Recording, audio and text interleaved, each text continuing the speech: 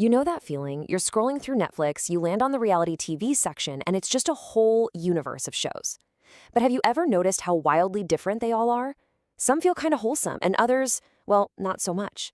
Today, we're going to rank them on a totally unique scale we're calling the sanity spectrum. Let's get right into it.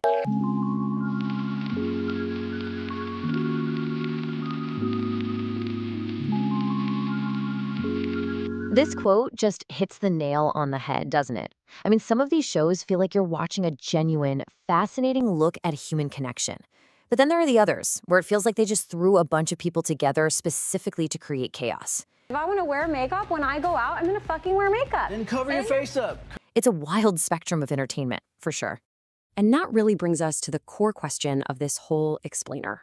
In a world jam-packed with produced drama and carefully crafted storylines, is there any space left for people to just be authentic? We're going to find out. We are on the hunt for the shows from Love is Blind to Physical 100 that actually respect the people on screen. Okay, so to figure this all out, we need a system, right? So we developed what we're calling the sanity test. And look, this isn't about which show has the most drama or is the most fun to watch. It's about which one feels the most grounded in, well, reality. So what do I actually mean by sanity? Well, it's pretty much a combination of three key things. How much respect the show has for its participants, how little the producers are manipulating everything behind the scenes, and whether the human interactions feel real. Basically, it's a show that doesn't leave you feeling a little bit gross for watching it. To measure this, we're going to use four main criteria. First up, manipulation level. Just how much are the producers stirring the pot and engineering conflict? Second, participant respect.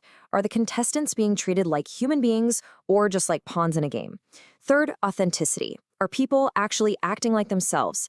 And finally, the big one, entertainment versus cruelty. Is the drama entertaining or does it cross a line into causing genuine harm?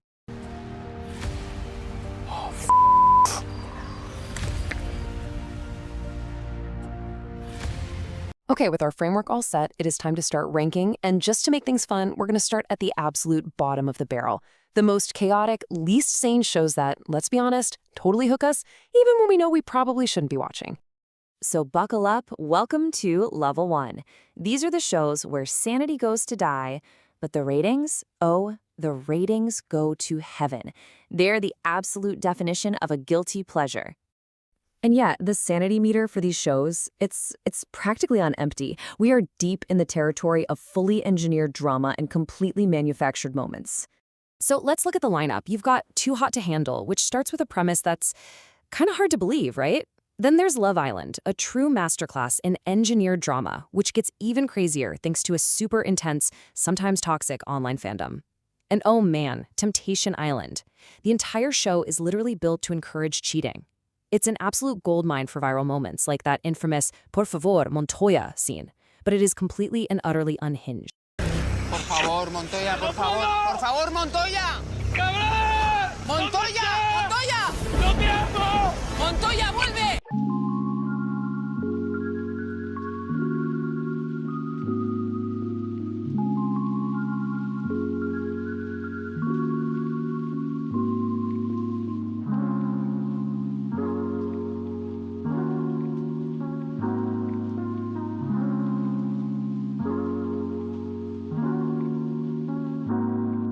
All right, let's climb our way out of the chaos just a little bit.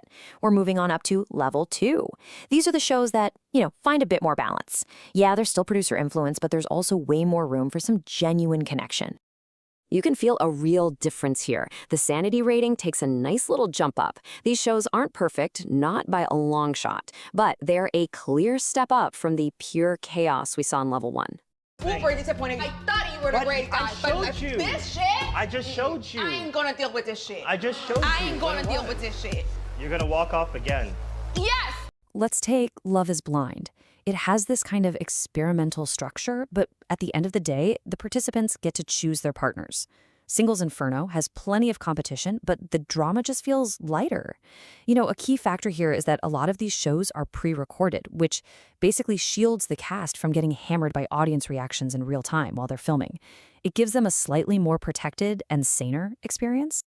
And now we have reached the top of our spectrum, Level 3. These are the shows that actually prove reality TV can be really compelling without having to rely on manipulation or cruelty.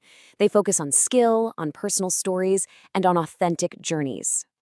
And just look at that. The sanity bar here is almost completely full. This is what we've been searching for, shows that feel genuinely respectful and truly authentic. So what makes these shows so different? Well, Physical 100 is all about skill. It's got clear rules and very little manufactured drama. 트레이닝도 저분은 뭐 하시는 거예요? 여기는 MMA 선수. 남자들은 들고 옮기고 할 정도로 힘은 지지 않거든요. 후회하게 돼요.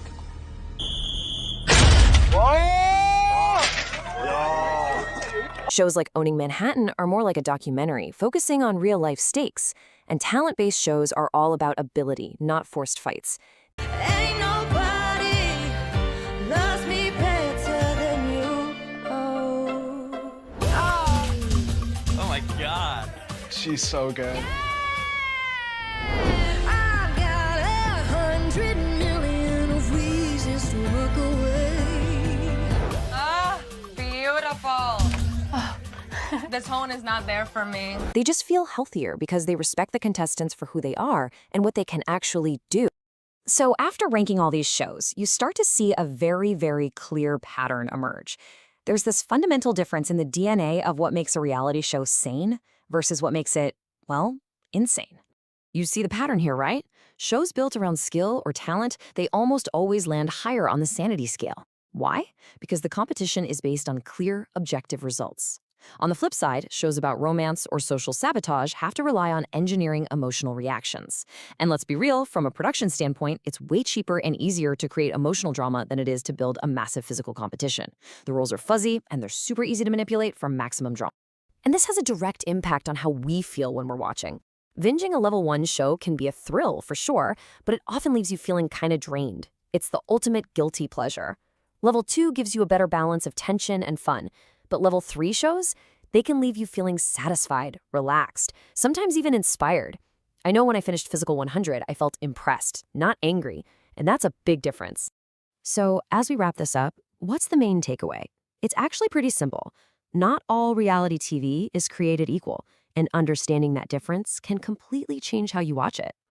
So here's a simple 3-point sanity check you can use next time you're about to press play. First, just acknowledge that these shows are all different.